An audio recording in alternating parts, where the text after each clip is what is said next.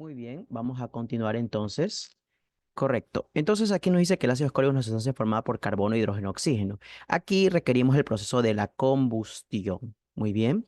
Entonces, carbono X, hidrógeno Y, oxígeno Z. ¿Ok? Cuando dice una combustión, se sobreentiende que es la unión con el oxígeno para producir dióxido de carbono y vapor de agua. ¿Correcto?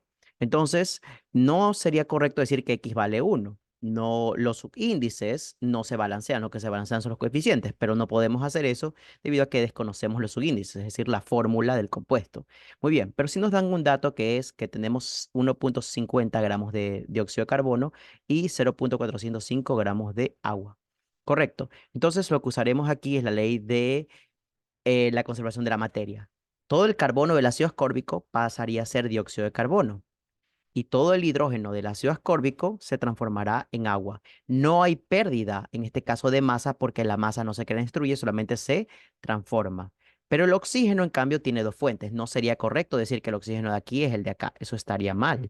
Muy bien, porque hay dos fuentes, no sabemos cómo se han repartido. Además, el oxígeno del aire está en exceso, significa que tenemos oxígeno, digamos, ilimitado. Así que no sabríamos cuál cantidad corresponde. Pero bien, ¿cómo podríamos empezar a sacar? Primero, 1,50 gramos de dióxido de carbono. Saber que por una mol de dióxido de carbono, por medio de las relaciones cuantitativas, serían 44 gramos de dióxido de carbono. Pero aquí solo nos interesa el carbono. Entonces, en una mol de dióxido de carbono hay un paquete de o una mol de carbono. Y a su vez, en una mol de carbono existen 12 gramos de carbono.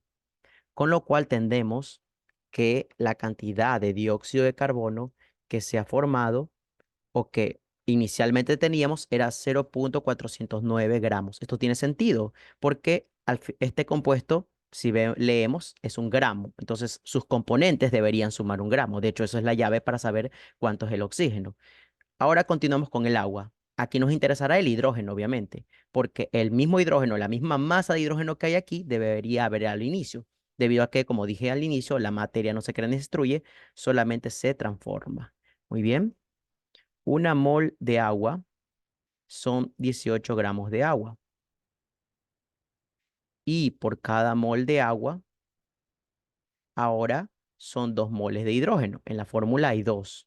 Y una mol de hidrógeno tiene una masa de 1 gramo de hidrógeno. Con lo cual tenemos lo siguiente. 0,405 por 2 dividido entre 18, dando una masa total de 0,045 gramos de hidrógeno. Muy bien. Entonces, para saber el oxígeno simplemente sería el gramo menos las contribuciones de carbono e hidrógeno.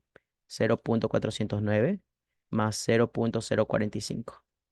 Y eso se daría un total de, veamos, daría un total de 0,546 gramos de oxígeno. Tenemos las bases de cálculo.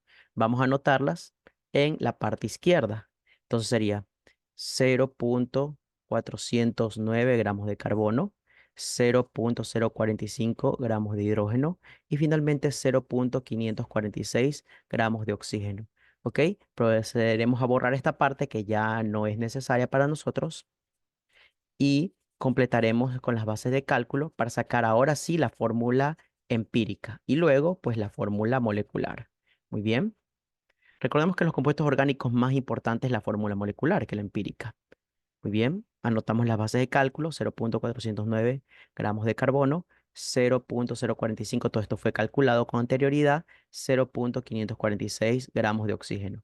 Dividimos para pesos individuales 12, 1 y 16 respectivamente. Muy bien. 0,409 dividido entre 12. Esto nos da un total de 0,034. Y finalmente, 0,546 dividido entre 16 nos da un total de 0,034 también. Con lo cual, veremos que es dividir para el menor. Y aquí nos encontramos con algo que en las veces anteriores esta vez no había ocurrido. Por ejemplo, 0,045 dividido para 0,034 nos da 1,33, 1,32. ¿Ya? y no podemos dejar ese resultado así, porque recordemos que hay que multiplicar hasta que se vuelva entero. No tendría sentido multiplicar por 2 porque aquí daría 2,64 y aún no cumpliríamos con el entero. El número más cercano a obtener un entero sería el 3. Obviamente que no da entero, pero sí aproximadamente. Lo importante es que se aproxime. Muy bien, multiplicamos todo por 3. Por 3 aproximadamente es 3,97 que ya podremos declarar como 4 y 3. Entonces su fórmula empírica será C3H4O3, pero esta es la fórmula empírica recién. Nosotros nos piden la molecular, entonces podríamos descartar la D. Muy bien. Luego el coeficiente N, que ya sabemos cómo se saca, es el peso fórmula molecular, que aquí está, dividido por el peso fórmula empírica. En este caso, el peso de esta parte. Veamos cuánto sale directamente en la calculadora y nos sale 88. Con lo cual aquí la división da 2. Multiplicamos por 2, tenemos C6H8O6. Esta es la fórmula molecular, con lo cual la respuesta correcta sería literal A. Muy bien, eso sería todo.